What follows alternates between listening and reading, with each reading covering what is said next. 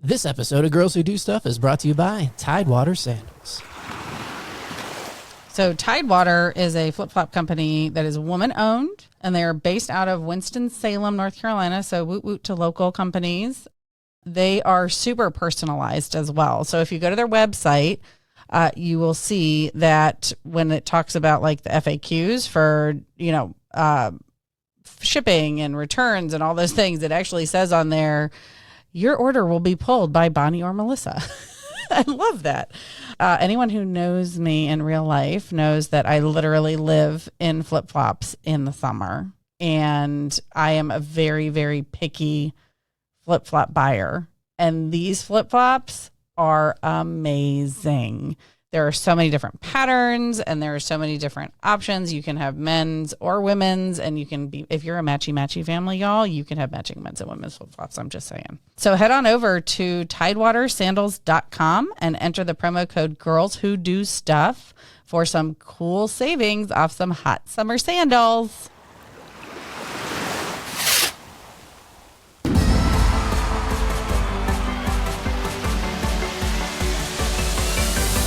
Thank you for listening to the Girls Who Do Stuff podcast. Visit girlswhodostuff.com. You probably shouldn't Google that.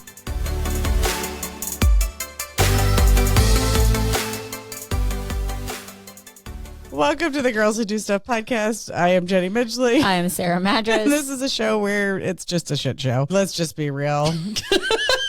It's a shit show of realness. I do my best to rein y'all in. I do. Really? I try hard. Really? Joe? All our listeners know. Joe? I think that's your role, yeah. Thank you. Back me up. About 8 minutes of nonsense goes by. So anyways, remember how we're doing a right, podcast? we have a Yes. show. Yeah. It's that time. Because when you have me as your co-host, you derail quickly. But today on the show, we have Brandon Woolley, and Brandon is the owner of Fire Within Nutrition and Fitness, and he has a podcast called Fire Within. And That's what happens at the end of his intro music. There's like a bird noise. so this was totally like, all right, anyway. So is that really what a phoenix sounds like? Nobody knows what a phoenix is. It's a mythical bird. I'm pretty sure it's Yeah. But that's more of a crow. What did raven. Fox- Yes, that's a crow. Right. What did Fox do in the... That's That's what I'm Did you saying. Yeah. Like, so we need to get. We need to get the fox sound from Harry Potter. Yes. There we go. What does the fox say? Oh no. So my mom Back. Oh no, we're not No, listen. going down that rabbit hole. So my mom got Foxhole. my mom got the That's kids why he has this dancing thing that plays What Does the Fox Say? And she's tried to send it home with me. I'm like, no, we established this years ago yeah. that anything that makes that much noise stays here. Yeah. So she also for Hanukkah she has got this dachshund that dances. It's the dancing Hanukkah dachshund, and it sings a song. And again, she's, do you want to take it? No, Is that I a do dog, not. a dachshund? yes, Yes. it's a wiener dog. What does that have to do with the story of Hanukkah? It doesn't. Just What like- does a pinata have to do with the Hanukkah? We have a pinata at the Hanukkah party every year. Like Santa Claus doesn't have much to do with Christmas. All right, fair. What do flying reindeer have to do with Jesus? Not a lot. Since Christmas was appropriated from the pagan Yule, Yep. because we're going to go down another. Let's just. It's not even when Jesus Anyway, was born. We're Right. only 5 minutes in, and I've had to redirect 3 times, people. 3 times. All right, Brandon is here. Listeners, start counting. Brandon is a trainer and nutrition. He has an online class. He's building an app. He's got a lot of shit Oh, going you on. fancy. He is fancy. Yeah, the app. He's And my I say- trainer. He's building this. This is really what I wish we streamed on YouTube. I wish it for Um, those of y'all, because y'all can't see it, Joe just did the Very- weak flexing. I can't even call that flexing. You just put your arms up in said was, I position. did the Arnold, but not Yeah, it was. It was posing, the not position of a flexing. flex. without the actual contraction. So, Brandon, tell us about all the things all the stuff that you do, and how you got into it, and all that good stuff. Yeah, so I'll go back. I used to be a middle and high school band director, which is a lot different. And back then I was 244 pounds and pre-diabetic and not real comfortable with my life. I lost 84 pounds. I've kept that off for over 10 years. And through that process, just fell in love with health and fitness and the difference it made. And I left the incredible salary of a teacher to go into personal training and nutrition coaching full time about 10 years ago. I've been doing it since. Worked at Lifetime Fitness for 5 years. I ran the nutrition program there. What was really cool was I got to do the blood work program. So we can see under a microscope what habits were actually making changes.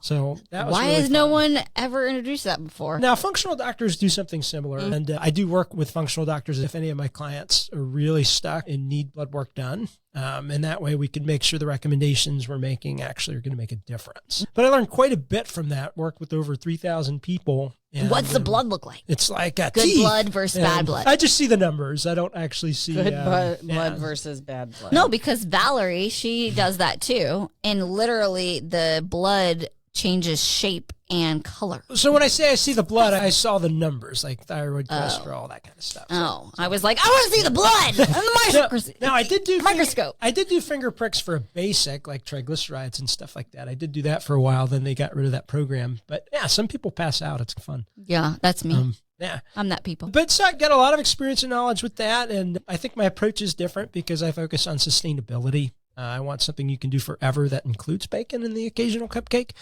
Or a maple bacon donut that Brandon will bring you from Duck Donuts across the street. This happened. They have This did the happen. best. Yeah. They were recording a promo for his online course, and I had to do with donuts, and he walked out and came back. He was like, "What kind of donut you want?" And I was like, "Maple bacon." That's good. Theirs is the best there. Right. Trainer of the year. The trainer Yes. of the year literally came back, and like we were standing around eating donuts. As you should. It was fantastic. Because it's not about No. withholding. And did you Yes. know that you can they have at Duck Donuts, you can walk away with a half dozen donuts that all involve chocolate and make it maple and bacon in different combinations and variations. I did Just not. saying, yes. It's kind of if you Ask go to me how I know that. Froyo and you can do except they do it for you, but you can put whatever the hell Yeah. you want. Yeah. So there's like you can get maple bacon with chocolate drizzle, chocolate bacon with maple drizzle, and then all We of should, them. should have Duck Donuts on right there. We We should. should. We should go ask should. them. We And then some you can get them donuts. paired, get get them donuts. paired with your coffee podcast, and now Yeah. we got some. Yeah. Yeah, they don't share coffee though. That's why I got the nice coffee pot for the kitchen area. Oh, they don't? No, they don't. Jerks. That's a No, missed But we would opportunity. love to have Missed you on. We collaboration. would love to have you on the show, and then we could all share coffee. I'm just saying. That was the donuts were being brought because I needed a scene of Joe about to eat a donut and me tackling him Yeah. for a promo to promote the nutrition course. He was picking fun at like trainers that yell at you for eating donuts. Yes. Slap stuff out of your And- hand. So Yeah. I always give Brandon plugs by saying, "He's brought me donuts." yeah, I like it. Yeah. The trainer Yeah. that brings you donuts. Yeah. Not a regular thing, but occasionally. Obviously. Right. Yeah.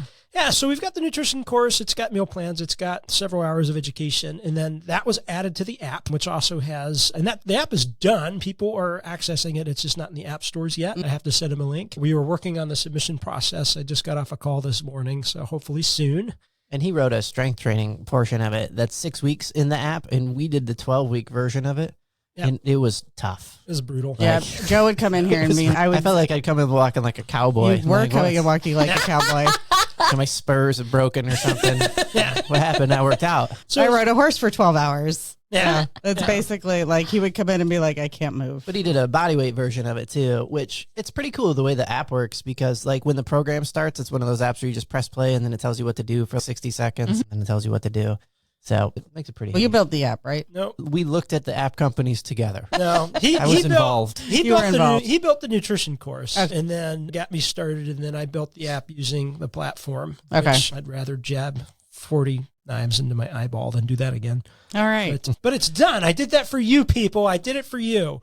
And but It'll there's never have to be done again. yeah, there's a 6-week strength based program with equipment, and there's another 6-week program that's just body weight. So if you don't have a single piece of equipment, you can do that entire program in its period. And then it's got an ab program that doesn't require any program too. If you just I want abs like Terry. I Crews. want to get rid of this. Nothing I do gets rid of it. Have you- Ever. We had babies. Have you tried donuts? Ever. The donut I know. regiment. Like, That's what over it. I told Scott. I'm like, if your company like gets to the point you're doing the exit strategy and you're selling it, you're being acquired for a lot of money, I'm totally getting a tummy tuck.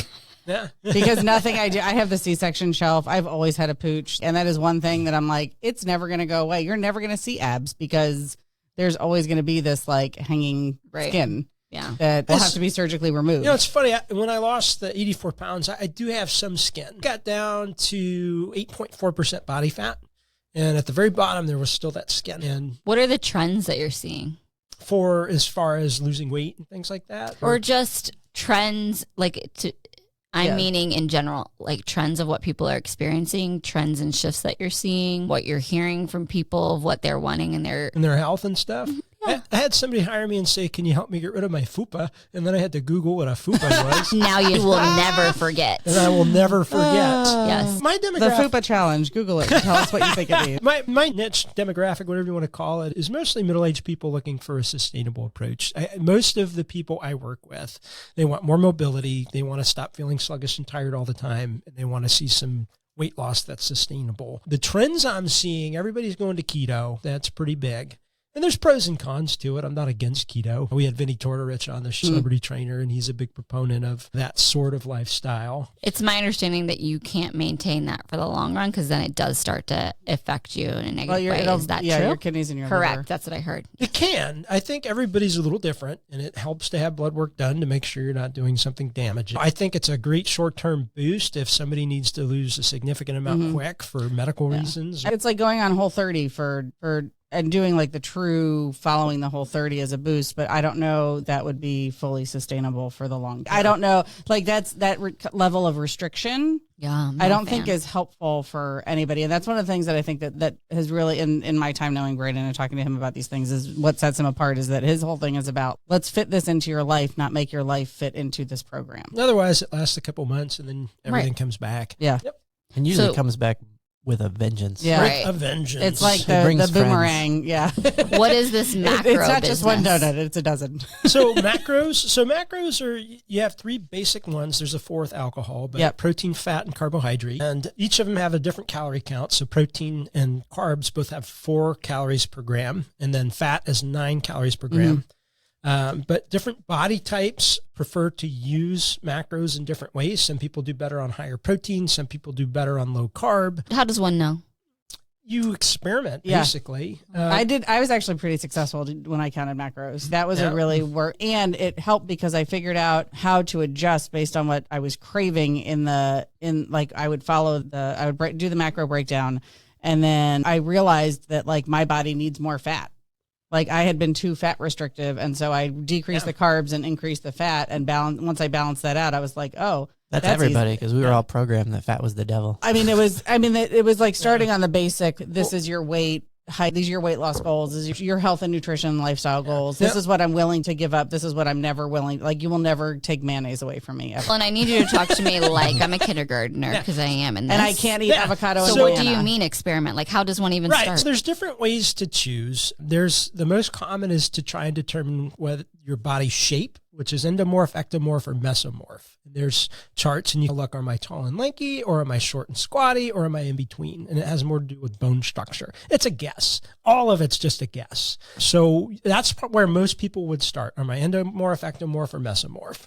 And so you can look at the images online and determine what is most like your body. And there's specific splits, like 40-30-30 is the most common, which would be 40% carbs, 30% protein, 30% fat. And with all these numbers and macros, I don't coach macros. Oh. Sometimes if a client really wants to, I'll take them through that process. It's too much work. Who can do that? Who could be weighing food and reading labels? That's why it's not sustainable. Right. So like you can learn, but you can learn it. So I know. But that doesn't help me for shit. All those mofos look the same to me. So you can but you can put it They in do. I just Googled what he said, and that shit looks exactly the same. So you can so this is where Put you in the middle. I use the paid version of MyFitnessPal. The meso? Is that what you're saying? Yeah, and there's specific splits for each kind. And again, it's all a guess. Counting calories is a guess because not everybody burns them the same way. Not everybody needs the same volume based on your activity. It's all a guess. Yeah. I got the paid version of MyFitnessPal so that I could just count and clock the macros, and it was really easy that way. But I learned that's where I learned how many shrimp I could have versus how many eggs or how many. So I'm going to be honest, I'm going to keep it real because that's what we do here. I'm super resistant to all of this. So and am I'll I. explain the backstory. So when, before we were getting married, I was working with a trainer, got diagnosed with hypothyroid. I was doing and I was like, why is nothing? I don't understand. And so then the nutritionist, calculate your food, measure everything. And so I did MyFitnessPal for a year. And I tracked everything, and I could still never get past a certain point, and I still never got rid of the midsection.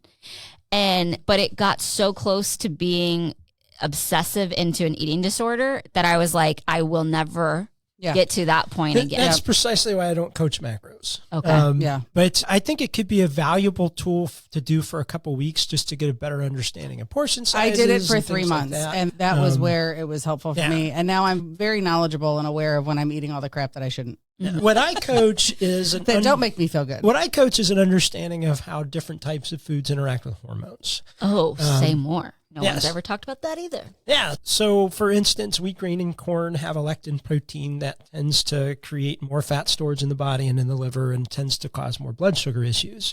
So I have people try and monitor by either removing for a period of time or lessening certain things to see how it interacts with their body. So wheat, grain, corn, soy, dairy, alcohol, and sugar are the main things that are problematic. I don't think it's realistic to say never have those unless you have an outright allergy. But I know a reduction of those for all of the 3,000 people I've worked with has created a positive difference. So wheat, grain, and corn particularly, I think they're probably the most problematic. Soy is going to create more issues with thyroid, estrogen, and progesterone. Dairy is going to be more inflammatory, leaky gut, potentially a link with A1 casein and type 2 diabetes. So A2 varieties of dairy are okay, like goat's milk, sheep's milk, manchego, those types of stuff. And then alcohol is obvious, not great for your liver. And then some of the fake sugars are sometimes worse than cane sugar, like sucralose, aspartame leads to seizures, on and on. So we go through those, we try and minimize those. And then I have allowances for that throughout. If the state fairs come into town, I'm having a funnel cake, and I don't give a shit what's in it. Yes. You can get a funnel cake at the tap station in Apex. I know. I'm very excited. And we went there yesterday. Yeah. Their bourbon selection is insane. Their beer selection is insane. Their food is delicious. Was that the gas station that got redone? Yes. Yep. What? Yeah. So good. What's it called? The tap station. Oh. They rebuilt like a gas station to burgers and bourbons. The Holton Sons. Is it the one with the car like sticking out of the wall? Yeah. I've driven by that. It's owned by the same people that own Scratch and Mason Jar. Oh, then that's going to be good. It is amazing. Yeah. It is amazing. Yeah. Good stuff. Anyway. And we're back. Yeah, sorry. And people who own Scratch and Mason Jar and Tap Station, if you would like to sponsor the Girls Who Do Stuff, we will I'll take food as part in trade for sponsorship. Just come and eat at the restaurant. We still need to pay for the show. I love their food. Love Mason Jar. Love Scratch. I love it all. Anyway, so what I've done a consult with Brandon, so I can say like one of the things that was eye-opening for me, which I didn't think about because I was thinking gluten-free, so I was still eating oats that were like steel cut oats or gluten-free oats. And he, based on like my evaluation, whatever, he recommended that I cut out oats. Life-changing. I don't know what oats is in. I would eat Cheerios. I would eat cereals. I would eat eat cereal. I love oatmeal. I love oatmeal, and it's been that's been a sad thing for me. And I don't care if y'all think I'm stupid. I don't give a shit anymore. I don't know. But there's like oat bread. What the hell is wheat in? I don't fucking know. Pretty much everything. Everything. If you tell me get rid of dairy and you tell me I'm not allowed to eat cheese, we have to break up and we can't be friends anymore. But you can I can't eat ice cream. No, sorry. But remember, we went to Fresh, and I still don't. I only eat ice cream if I'm at home because it makes me sick. So again, I never said never, and then there's better alternatives. So when we do ice cream, we do the coconut based. So like So Delicious, they have a Madagascar vanilla bean one that's pretty good, and they make it with almond milk. They make it with cashew milk. There's a salted caramel one that's a cashew based one that's awesome. And occasionally I just go to Kilwins and I get a pistachio milkshake with malt, which is my entire no-go list, all in one shake. And that's fine with whipped cream and a cherry. So I got the corn syrup. I got all the shit. But it's pretty rare. I do the same thing at Fresh across the street. And for dairy, you could do buffalo mozzarella. It's the same as mozzarella. I'm like, just give me my goat and give me my buffalo matzah and I'm good. Maybe some blue So- cheese No goat. occasionally. No goat. Well, occasionally, but there's nothing healthy about sheep's it. milk It's cheese good, I can though. do. It's I love like that. occasionally. Yeah. That gorgonzola sauce at a melting pot, I can drink it. Yeah, you can just swim in a vat of gorgonzola. Yes. I could. Yes. Oh my God. So why do you think people are so fascinated with trend diets? Your whole thing is sustainable. This is the way you should eat for the rest of your life. But everybody seems to be fascinated. It's on the cover of every magazine and whatever diet comes up. Like, oh, we should only eat meat and cheese. Oh, we should only eat maple syrup and erasers for pencils. Because it sounds like a shortcut. Yeah. And everybody wants a shortcut to looking the way they want to look. Yes. Because everything boils back down to sex appeal, Joe. It's not just sex appeal though; it's also the energy that it takes to like when you have to think of how do you affect real change. Yeah. It takes time, it takes energy, it takes patience. You know what we're doing. We may set out on something 3 years ago, that now is just coming to fruition. And it and takes it's about that the science of consistency and motivation action too. And so it's totally the science of motivation. Contemplation, action, evaluation. Like we can go through the whole motivational interviewing kind of model. That's where it comes from. Anytime, whether you're looking to start something new or end something that's unhealthy for you. So then how do you find, Brandon, that people fall off these trend diets? Because they're obviously motivated to start, but it doesn't last. Like because they don't get the ROI that they want. And so the motivation goes. So here's the thing. So like somebody like me, like I've had body image issues my entire life, and I am aware that I know I feel better. I look in the mirror and I feel like I look better, and like all of the benefits of working out regularly and eating in a way that makes my body feel good. But if you hand me a bag of Wavy Lays and bacon horseradish dip, hell of a good, like I'm just going to eat it because that makes me feel good. It's that emotion. It's that immediate gratification because there's something else lacking that I'm using that food to fill that. And I'm very well aware of it. And like at some point the scales will tip and I'll be like, all right, I'm ready to make this leap. Now, to go back to Joe's question, why do people stop? I think it's part of maybe not getting the return they wanted because it wasn't right for them. But more so, I think it's just culturally and socially, it's very difficult to eat specific ways like that. Imagine you're a Hispanic family and then I tell you can't have corn. That's not going to happen. Now, there are replacements that are better, but then I think when you have family get-togethers and things like that, you should be able to eat the bad thing this time as long as it's not your normal. But just finding something more sustainable in the middle that's not so exclusive. How do you, because I imagine that body image comes up a lot in your work. So tell us how you handle that. If somebody has a poor self-body image, or what do you mean? They're coming to you for a reason. Oh, yeah. Everybody that's coming to you is for that. That is coming in, whether they say it out loud or not. Right. As their hormones change and their energy changes, sometimes that happens before they see any significant change on their body. Yeah, let's talk about that for a bit. Because I feel like that's a big loop people get in. Like, I work out really hard for 2 months and nothing changed. Scale's the same. Yeah. So some of it is... Take your measurements, people. Take your measurements. Yeah. Because as you start strength training, you should be adding muscle, which weighs more than fat. And the first 6 weeks, you're going to put on a lot more weight and muscle than you're losing in fat, or sometimes they even out. So the scale says you did nothing. Right. So I think people fixate on the scale, and I think it's a terrible measurement of success. When I step on the scale, when I have to go to the doctor's office or whatever, I either face the opposite direction, and I've done this for a very long time, at least 15 to 20 years, or I close my eyes, or I tell them, and they're like, do you want to know? And I'm like, no, because that number is not good for my mental health. Like knowing the number on the scale has never been like it is not a positive thing for me. Yeah. And I think it's a fallacy just to use that as the way that we decide BMI. So then what are your metrics of success then though? Yeah. I had a question. I had a statement that when you're telling a 20-something girl that based on their height and weight that they are obese, and that they should really consider a different workout program. Like you are doing way more damage. Occupational health nurse who told me that in my first real job out of college. Screw that lady. Yeah, for sure. And I had to learn, but that stuck hearing those words because we are given the messages that obesity is bad and all of these things. So. Yeah. So the other metrics are eventually there is weight loss and they do start to feel better. They get stronger. They have more energy. They don't have quite the drag at the end of the day. They get more done. They feel more productive. They feel happier. There's serotonin release in the brain when you exercise, and that makes you feel better. Endorphins, dopamine, all those things. But eventually it does get to weight loss. But sometimes there's this whole cascade of hormones that have to fix first, and people usually give up before that process is finished. All they're caring about is the weight. What are the cascade of hormones? So when they go into the doctor and they're like, test these hormones. So typically, if it's like PCOS related, insulin is one of the biggest ones, and testosterone, and they work together. So if your insulin's off, your testosterone's off. Balancing those out are also going to impact progesterone and estrogen as well. And then with sleep, it could be cortisol related. Cortisol is going to affect insulin, which is going to affect testosterone, which is going to affect progesterone. So part of it is also getting worse. And cortisol is the stress hormone. So if So part of my job as a detective to figure out where's the weakest link. It's all connected. Every single hormone is going to affect the other.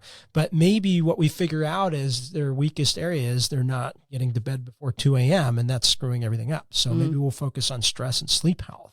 Or maybe all that's fine. Maybe it's more of a workout intensity thing and they have HPA axis dysfunction to where they're just taxing their adrenals doing high intensity constantly. and that's not right for their body. And so you have to figure out where the weakest link is, but they're all connected. Every single one of them is circadian rhythm wise. So how do you move someone through, like somebody, let's say, take me, for example, that has the logical and rational awareness that like this would benefit my life and this is a good thing to do. And I should be, I hate to qualify things and say shoulds and whatever, but it would benefit my life if strength training, it's going to help my memory. It's going to help me in the long term. There's studies show that when you do strength training, it can help prevent dementia and things like that. And so how do you walk through somebody like me versus somebody who is already past that stage of awareness and has already made the commitment to action, to change, right? So like I'm in the awareness, I know what I should be doing that would make my life better, and I don't do it anyway. So how do you walk somebody through that process? Yeah, so we keep changing what the goal is until it's a micro step they can accomplish. Because if I said, hey, Jenny, I know you know what to do. You don't exercise currently. I want you to exercise 5 days a week. You might make it 1 week, if at all, or you'll do 2 days and then quit. It's an unreasonable goal. So it's finding baby steps to get them there, building scaffolding, just like teaching a kid or anybody else. You wouldn't say, here, I need you to build the Eiffel Tower. First, you'd have to teach them basic math. And then on that, they can build, here's physics of how stuff is cemented together, structurally sound, and then all the way up to an engineer. But with losing weight or getting in an exercise program, first, why don't you move? Oh, I'm sore all the time. Maybe we start with, let's do some mobility, flexibility, stretching, and corrective exercises so exercise doesn't hurt you. And then once they could move better, then maybe we start implementing strength training. Now, I'm not going to put them through a CrossFit workout and stick them under a barbell. We're going to do some body weight exercises. We're going to do bridges to strengthen their glutes and what's weak, give them a strong core so that they can sustain more and more. I started with a 14-year-old, and he had scoliosis. Everything hurt him. He couldn't do hardly anything. And within 2 years' time, I don't have enough weight at my gym to challenge. He's doing 415-pound deadlifts. And stuff like that in just that 2 years' time. But we started with, all right, let's just work on mobility. Let's work on your core. Let's work on lower weight and consistency. He went from twice a week to doing more on his own. Now he lifts 5 days a week. He does rock climbing, and he's an incredible athlete. We also looked at his nutrition and where the gaps were there. But everybody's a little bit different. I give them baby goals based on where they are. Slowly build that until we find something that matches their goals and their lifestyle and what they're willing to do to get there. Do you find that when somebody says, hey, I want to work out, and do you ever ask them like why? And then are there some answers that are like, oh yeah, that's not the real why? Oh, yeah. I like Paul Riddick's Ask Why 7 Times method. So, for instance, maybe somebody says, I want to lose weight. And their first why might be, so I feel better about myself. But if we were to dig down, why is that important? Because if I feel better about myself, I have more confidence. Why is that important? Because if I have more confidence, I could perform better at work, which means I could provide for my family better. Why is that important? Because I want to give my family, my kids, a better situation than I had. Why is that important? Because I want to leave a legacy. So they want to lose weight, maybe ultimately because they want to leave a legacy for their family and to be that good influence. So digging down a little bit deeper is a much stronger motivator than just, I want to lose weight. Yeah, I think for me, it was never enough to look better. But when I finally figured out, like, I had family members die young and everything, I was like, this is a longevity thing for me, which, like, if you keep asking, is basically I want to be around to see my kids grow up. I don't want to go out when I'm like 50 like every other dude in my family. And so when I figured out, oh, that's why I'm working out, it makes it a lot easier to stick with it. Especially on leg day, because fuck leg day. Yeah, I know. I just did the Bulgarian split squats. Yeah, we did those yesterday. Fucking the devil. Awesome. The Bulgarians. That must be, I think they made that up as torture, and they're like, Americans just do this stuff, guys. It's so, it's the devil. It's the devil. If you two listeners want to experience the Bulgarian split squat, I have a tutorial on the app. Oh. This episode is brought to you by Tidewater Sandals. Go to tidewatersandals.com. You can check out all of their awesome inventory. So they have flip-flops, they have wedges, they have some other things. But my favorite, of course, are the flip-flops. And they are local here to North Carolina. We are really happy to be supported by another local company because, you know, our love of supporting local and small business. And they are women-owned. Yeah, I know. So cool. It's really in alignment with what the Girls Who Do Stuff has set out to do, which is to have an impact in our communities. And wear flip-flops. Because that's the whole point of the show. It always has been from the onset. Make a difference. Wearing flip-flops. Wear flip-flops. Mm-hmm. Go to tidewatersandals.com to learn more. And their flip-flops are so super comfy because they're made out of the same material as yoga mats. And they are so cute. They have all kinds of different designs like coastal themes, sea creatures, dogs, cocktails, and more. Apparently, the customer favorite is the rosé all day. We would love for you to use our discount code, Girls Who Do Stuff. And they give year-round discounts to teachers. So how awesome is that? We would love to have you go visit their website at tidewatersandals.com and enter promo code Girls Who Do Stuff to receive your own discount. The Girls Who Do Stuff discount is good for 20% off. Where will your Tidewaters take you? But I love what so you were just going through it, and I was asking myself those questions, and I was like, my answer is, you can take this out if you want to. So my answer was, because I want to look good naked. Because when you have, that's everybody's first answer. No. But I have Spanx on right now, and when I look in the mirror, I'm like, okay, yeah, I feel pretty good. I'm like, okay, pretty. Like she but couldn't then sit down. You take the Spanx off, and it's wah wah wah. I wear it, and that's the thing. My thing is eventually I don't want to have to wear shapewear. That's my. And I remember your first branding session. Like she walked in, she's like, I'm wearing three pairs of Spanx, and I was like, you're gonna have to sit down. Are you gonna be able to sit? And for those. Well, not with not with the dress. You weren't. The dresses you weren't. Like that was a challenge. Like it was. And, so, but I don't want to. Right. Just join a nudist colony. But look, when you go down, because then it was like, why do I want to look good naked? So that then I feel more confident naked. Why I want to feel more confident? So that sex will be better. So that during sex, I'm not going. How is this? Is gravity doing this? So I can just fucking be. You can just be fucking. So I can just be enjoying it rather than in my head. I can just be in my body. Yeah, guys don't care. What a great public service announcement if we could help women understand that. Like we guys could literally care less about about any of that stuff. But that's been care less. And that's going through our brains. Like sex is happening. Sex is happening. We did it, guys. It's happening. Well, and I think we did it. We get a gold medal for today. But that's the reality, right? Like we think about these things because women have internalized these messages, and some men too, how our bodies look, and we are concerned about that. That's why we may not turn the lights on during sex. That may be why we might not want to be in certain positions or whatever. But I feel like there has to be a come to Jesus moment with yourself where you're like, my partner loves me. And I may be speaking from our experience. My partner loves me, continues to tell me that I'm sexy, continues to tell me that and so even if I'm not believing it necessarily like out loud when I look in the mirror, I'm going to try for them.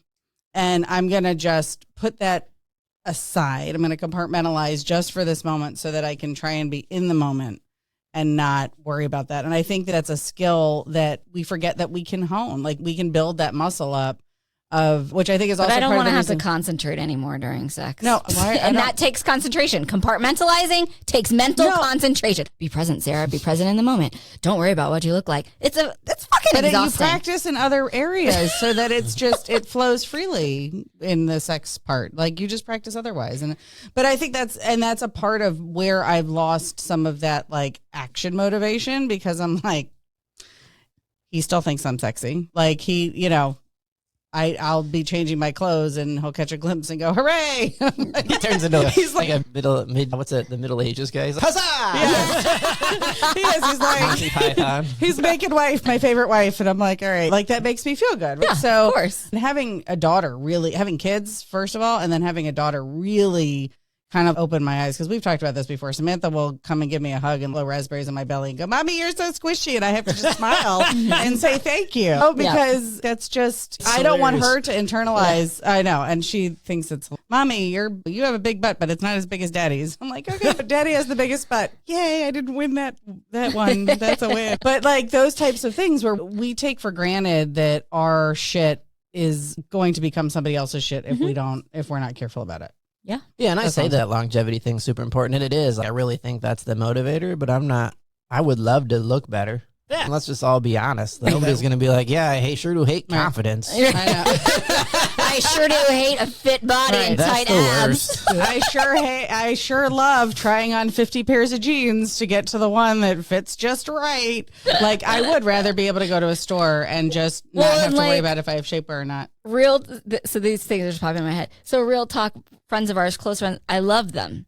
They're like, oh, let's go to the beach. And at first I was like, oh, yeah, it's totally a couple's beach trip. And then by myself, I was like, fucking shit. I'm going to have to be next to her in a goddamn swimsuit. And she is like fit, beautiful, most perfect abs and stomach. And I was like, oh, fuck. And now I'm like, now you're consumed by that. I'm like, when I'm there, I'm going to have to get my mindset straight and be like, it is okay, Sarah. But now I'm like, now I'm not even going to be able to fully enjoy the beach show with my friends because I'm going to be in a swimsuit next to her. I think we need to have some serious conversations about this in your mindset because I have issues, okay? And then I started out by saying I've had body image issues my entire life, but this is something where, again, I think that, and my word for 2022 is acceptance, which has been a reminder of all of the things that I've already accepted of the thing, like where I've been okay with because that's been me. I've always been the bigger girl. I've always been the heavy. I was always taller. I know you're surprised by this. I was like the tallest kid in the class, and then I hit puberty. I stopped growing. I was the tallest kid until 6th grade. Liar. I am not a liar. You can ask my mom. Tell Sarah. That's my mom. I was in like the 98th percentile. Mommy. Phyllis, you're listening. Tell Sarah. I was in like the 98th percentile for height because I was a big baby. My biological father is 6'7". I know. And then I stopped growing.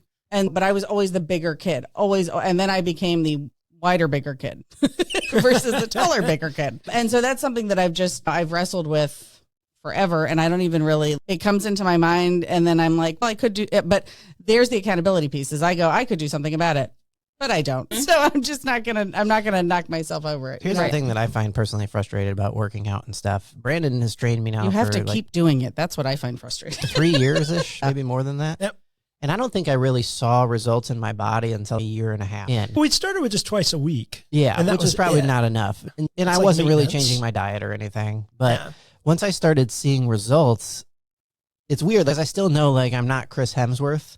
I'm pretty close, but I'm not what I used to be. Yeah, so but are you at least Liam? My confidence in the mirror is like I catch myself in the mirror and I'm like, yeah, you working out. Yes, yes. And, but again, I don't have a 6-pack. But I told Brandon the other day, I'm going to get a 6-pack. You have it's a 2-pack. Happen. You're going to buy it at the store? You have a growler? But what I told him is, I told him like at this rate, like what's realistic is I can be there in 2 years. Yeah. And I think that's the thing that people don't like about working out. Like, they want it now. Yep. If I got a 6-pack the other way and I was like, I'm just going to diet like an idiot or whatever, I could have the 6-pack for a week and then I would go back to living regular and I would get all the weight back plus a little bit of like penalty. It seems like you get a penalty. It's a rubber band for catching a cheater's diet. For trying the easy, quick way. Right. Yeah. It's like, hey, it's packed and it brought friends. The referee's like, ha ha ha, penalty box for you. Yeah. But when we were working out super hard and watching what we were eating and everything, we were losing like a pound a week, which is about what you should be losing if you, because we watch shows like Biggest Loser and all this nonsense. Like that crap will stay off. Like you won't like. But they're starting it when meal. you're starting at 600 pounds, and you restrict that much. Yeah. If you're eating 6,000 calories a day and you restrict it down to 1,800, it's literally going to melt off of you. Yeah, and that's the difference between men and women too, because of the difference in hormones, the way that the body like. It will melt off of the men and you're like, fuck you. You just stopped drinking soda. Are you kidding me? And I've been working out for 6 months and saw 0 results. Mm-hmm. And you stopped drinking soda and cut out white grains and lost 30 pounds. Your mother. But then we drink a soda and it's, hey, we're back. One soda. One soda. Bam. Damn it. The slippery slope. Brandon, tell us all the places where our people can find you. So they can find me on Instagram, Fire Within Nutrition and Fitness. They can find me on Facebook, Fire Within Nutrition and Fitness. They can find me at firewithinnf.com. That's my website. I can give them information if they're interested in the app. That'll soon be in the App Store in both Apple and Google. Maybe by the time this airs. I'm not sure when this airs. Yeah, probably. This will be within a month. Yep. Mm-hmm. So just the Fire Within app. Look for my flame logo in the health and fitness section. And we'll put all this on our socials. And we have a podcast too, the Fire Within Nutrition and Fitness podcast. And I would say if you want to check something out, he's made a recipe section on his website with a bunch of healthy things to make. And I've cooked basically all of them at this point. It's really good.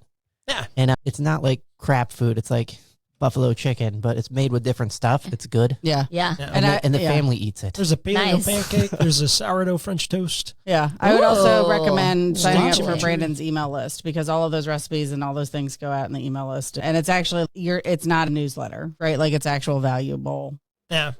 So here's content. a really cool podcast. Here's a video of something helpful with nutrition. And I have the benefit of being in the next office when they're here, when they're making it. So I'm like, ooh, what's the recipe this week? Maddie, what are you doing? So thank you so much. I'd be very interested I'm going to be interested to hear feedback on this episode, and maybe we'll have Brandon back again to talk about I can stop wearing shapewear. Sure. Just stop wearing it because nobody cares.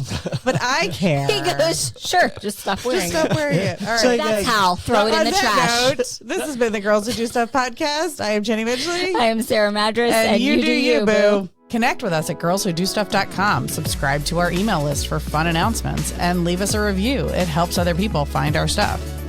We would be so grateful to you for taking those actions so we can get this out into the world and change more lives. I am Jenny Midgley. I am Sarah Madras. And you do you, boo. We love making this stuff for you. You can help us out by subscribing to this podcast and follow us on social media.